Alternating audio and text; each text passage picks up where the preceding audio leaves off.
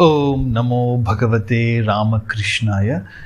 सार्थक परिपूर्ण जीवन के लिए महत्वपूर्ण सीख स्वामी जगदात्मानंद जी महाराज जी की महान पुस्तक जीना सीखो से नियंत्रित मन की शक्तियां विलक्षण एवं अद्भुत होती है। आज विश्व स्तर पर यह स्वीकार किया गया है कि सम्मोहन चिकित्सा के द्वारा असाध्य रोगों का ठीक किया जा सकता है। आइए अब हम सुनेंगे स्वामी जगदात्मानंद जी महाराज जी का रोचक चिंतन, गहन मन का गुप्त कोश। पिछले 150 वर्षों के दौरान सम्मोहन विद्या के द्वारा मन के गहन स्तरों में छिपे खजाने के विषय में खोज की जा रही है। तरह तरह के मतभेदों तथा विरोधों के बाद वैज्ञानिकों ने इस तकनीक को स्वीकार कर लिया है। JBS हॉल्डेन नामक एक प्रमुख वैज्ञानिक का मत है, जिसने सम्मोहन का एक भी प्रयोग देखा होगा वह भविष्य के चमत्कार तथा मानव आस्था की विलक्षण संभावनाओं की कल्पना कर सकता है। औषधि विज्ञान के क्षेत्र में अनुसंधान से प्राप्त अनेक उपचारों को आरंभ में जादू समझा गया, परंतु उनके द्वारा स्वास्थ्य रक्षा के क्षेत्र में क्रांति आ गई है। वैसे ही यदि मानव मन की नियंत्रण शक्ति के नियम जनसाधारण के स्तर पर स्वीकृत हो जाए तो विश्व का रूप ही बदल जाए। 1000 वर्ष पूर्व भी विभिन्न देशों के केवल कुछ लोगों को ही सम्मोहन के द्वारा प्राप्त होने वाले रहस्यों का ज्ञान था। बाद में इस क्षेत्र में वैज्ञानिक अनुसंधान तथा प्रयोग किए गए।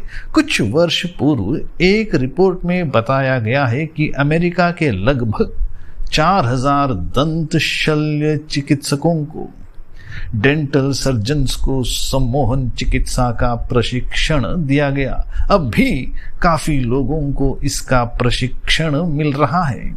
1950 तक 6000 चिकित्सकों ने सम्मोहन चिकित्सा द्वारा रोगियों का उपचार किया।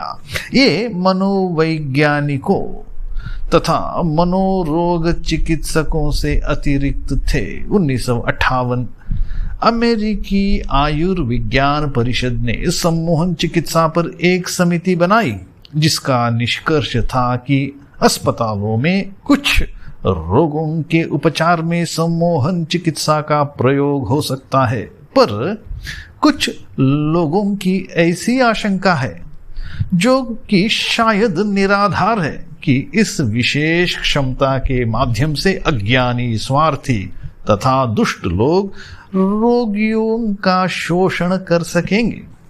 रूस में इस क्षेत्र में विलक्षण प्रगति हुई है। 30 वर्ष पूर्व ही रूसी विशेषज्ञ प्रयोग तथा निरीक्षण का चरण पार करके सम्मोहन का उपयोग जान गए थे। रोगियों को अचेत करने में उन्होंने सम्मोहन का उपयोग किया।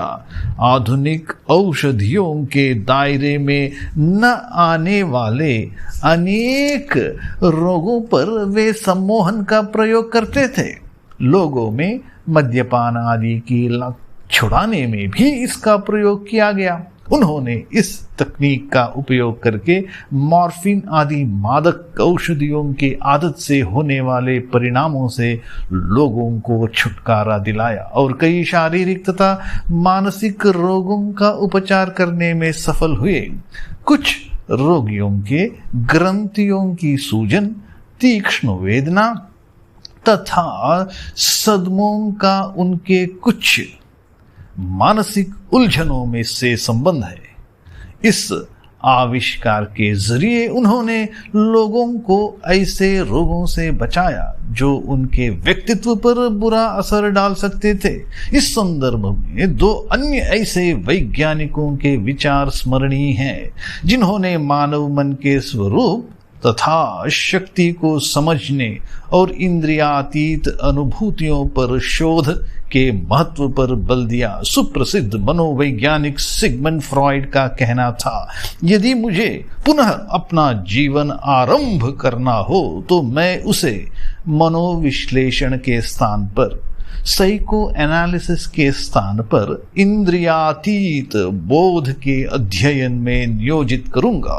और निकोलाई टेस्ला ने कहा था, यदि विज्ञान जगत अतीत या इंद्रियातीत अनुभूतियों पर खोज में लग जाए तो विगत अनेक शताब्दियों में जो उन्नति हुई है उसे केवल 1 दशक में ही प्राप्त किया जा सकता है। रूसी वैज्ञानिक डॉक्टर वेस्लिव के अनुसार इंद्रियातीत बोध के पीछे निहित शक्ति की खोज उतना ही महत्व रखती है जितनी अणुशक्ति की खोज।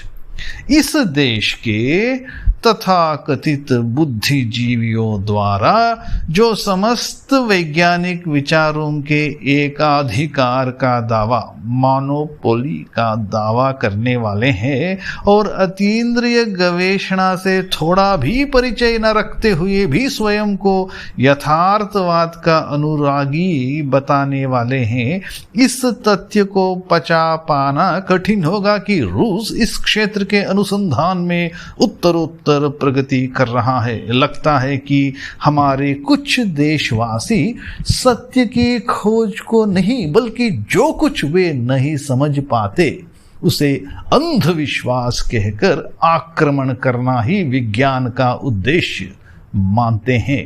परंतु जैसा कि हम जानते हैं, सत्य किसी के विश्वास पर आश्रित नहीं है। ओम शांति शांति शांति। हरि ओम तत्सत। श्री राम कृष्णार्पणमस्तु।